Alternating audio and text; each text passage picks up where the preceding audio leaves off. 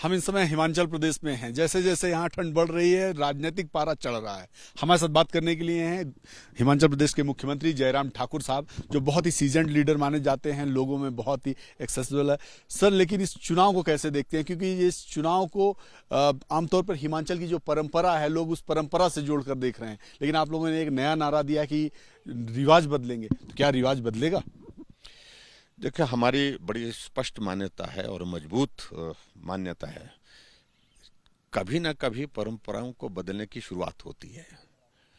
और पहले जो आज से पहले जो चुनाव होते हैं तो सरकार बनाने की बातें होती कि हम सरकार बनाएंगे, लेकिन इस तरह से रिवाज बदलने की बात आज से पहले कभी नहीं हुई। और इस रिवाज बदलने की बात अगर हम कह रहे हैं तो उसकी वजह है ये है कि पूरा देश जहां भी जिस राज्य में चुनाव हो रहा है वो भाजपा के साथ जुड़ता जा रहा है। भाजपा की सरकार बन रही है, जहां बनती नहीं थी वहां बन रही है। जहां 5 वर्ष के बाद बदल जाती थी सरकार, वहां पर 5 वर्ष के बाद फिर सरकार बन रही। इसका संदेश क्या है? इसका संदेश है पूरा देश मोदी जी के साथ चलना चाह रहा है। ये सबसे बड़ी बात है। और ऐसी परिस्थिति में जब हिमाचल जो है आदरणीय मोदी जी के दिल के करीब है, बहुत दिल के करीब और बहुत भावुक रिश्ता उनका हिमाचल के लोगों के साथ है, तो ऐसे में हिमाचल क्यों नहीं चलेगा? चलेगा, मन बना चुका है। यहाँ कोई विषय नहीं रह गया। छोटी छोटी बातों को लेकर के नीचे नहीं देखना चाहते हैं। उन बातों को लोग बोल रहे हैं कि ये बातें छोड़िए, लेकिन हमको तो हिमाचल मोदी जी के साथ चलते हुए देखना है। प्रियंका गांधी तो कह रही हैं कि परंपरा बड़ी अच्छी है यहाँ की, और वो परंपरा कायम रहेगी। देखिए, उन्होंने तो यहाँ तक कह दिया कि वीरभद्र सिंह जी को भी बदल दिया। परंपरा तो अच्छा किया। एक तरह का उनका मंडी का जो भाषण था, उस भाषण में इसी तरह का संदेश था उनका कि जो परंपरा बदलने की जो है वो वीरभद्र सिंह की सरकार भी बदल दी, तो उसको भी उन्होंने अच्छा माना है कि भी। तो मैं उनके बारे में कुछ नहीं कहना चाहता हूँ, क्योंकि वहाँ कांग्रेस पार्टी में क्या स्थिति है, इतना कंफ्यूजन क्रिएट हुआ है, इतना मैस क्रिएट हुआ है, जो नेताओं को मालूम ही नहीं पड़ रहा कि बोलना क्या है, करना क्या है। तो इसलिए पूरे देश भर में इनकी स्थिति ऐसी बनी है। वो एक तरफ छोड़िए, हम उन सारी बात को लेकर के उसका कोई हमारे लिए कोई मतलब नहीं, लेकिन हम बिल्कुल एक मजबूती के साथ आपको सर लगता नहीं कि उन्होंने जो दो मुद्दे उठाए हैं, ओपीएस का मुद्दा उठाया है और सरकारी नौकरियां देने का मुद्दा उठाया, वो मुद्दे कहीं ना कहीं जो सरकारी वर्ग है, कर्मचारी वर्ग है, उन पर स्टक कर रहा है? देखिए, उनको इस बात को मानना चाहिए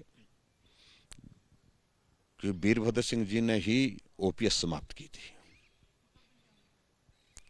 और वो 2003 में समाप्त की थी। उसके बाद 2013 में फिर से वो मुख्यमंत्री बने, तो अगर शुरू करनी थी तो उस वक्त करते। आज 20 वर्षों के बाद कह रहे हैं। और ये भी मैं कहना चाह रहा हूं, जिन 2 राज्यों में इनने ओपीएस को लागू करने की बात कही है, क्या लागू हुई है वहां पर? क्या मैस क्रिएट हुआ है वहां पर? और मैं सारी डिटेल्स उन सारी चीज़ों को लेकर, वो ज़्यादा लंबी बातें हैं, वो सारी डिटेल्स हैं मेरे पास। राजस्थान में क्या मैस क्रिएट हुआ है और वहाँ छत्तीसगढ़ में क्या हुआ है। तो इसलिए सिर्फ कर्मचारियों का वोट, उनको लग रहा है नजर वोट पर है उनकी, उनको लग रहा है कि ये वोट हमको इस प्रकार से प्रलोभन दे करके लेकर के जो है चुनावी मुद्दे हैं क्या? मेरा ये मानना है, कर्मचारियों की हितों की रक्षा करना हमारा दायित्व हमने किया है। और आज भी हम उनके बारे में अच्छा ही सोचते हैं।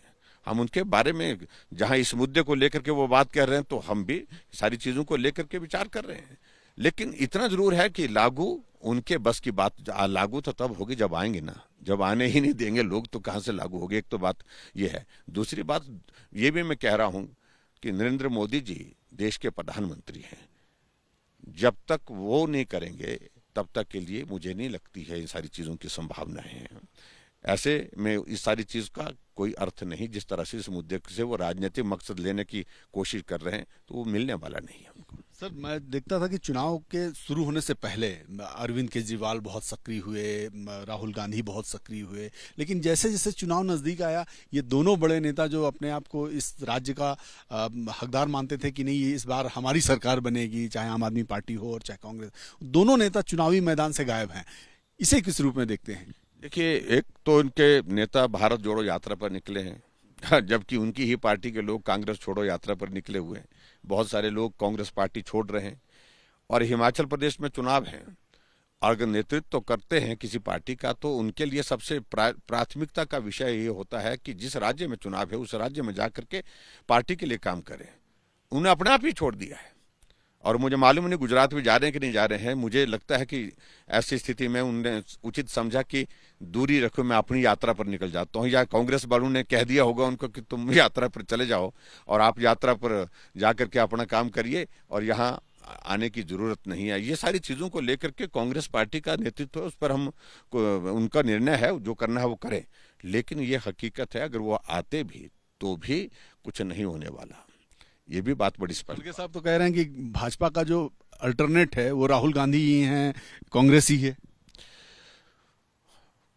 एक जमाने में था, लेकिन वो जमाना बीत गया है। कांग्रेस का दौर पूरे देश भर में समाप्त हो गया और मैं समझता हूं कि कांग्रेस का बहुत खराब दौर चल रहा है इस वक्त, जिसको हम कह सकते हैं। ऐसा दौर कभी सोचा भी नहीं होगा उनने।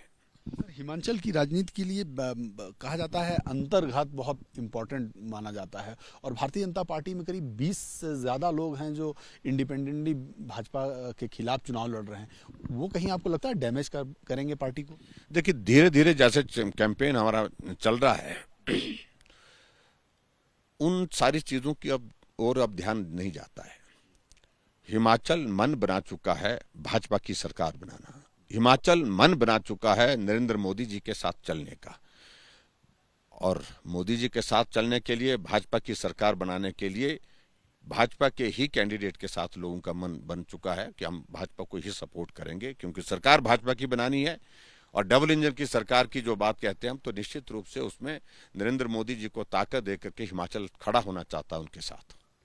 सर, एक अंतिम सवाल है मेरा, चूंकि लगातार मैं देख रहा हूं प्रधानमंत्री जी की भी कार्यक्रम लगा हुआ है, मुख्यमंत्री आप घूम ही रहे हैं पूरे राज्य में, गृह मंत्री जी पिछले 2 दिन से राज्य में हैं, योगी आदित्यनाथ आ जा रहे हैं, ये जो सारे फैक्टर एक साथ जुड़ रहे हैं भारतीय जनता पार्टी, तो क्या ये पिछले जो आपने पैमाना तय किया था, जो पिछला चुनाव आपने जीता था, उससे भी आगे ले जाने की प्लानिंग है, या आपको लगता है कि वहीं कहीं आसपास ठहरेंगे आप?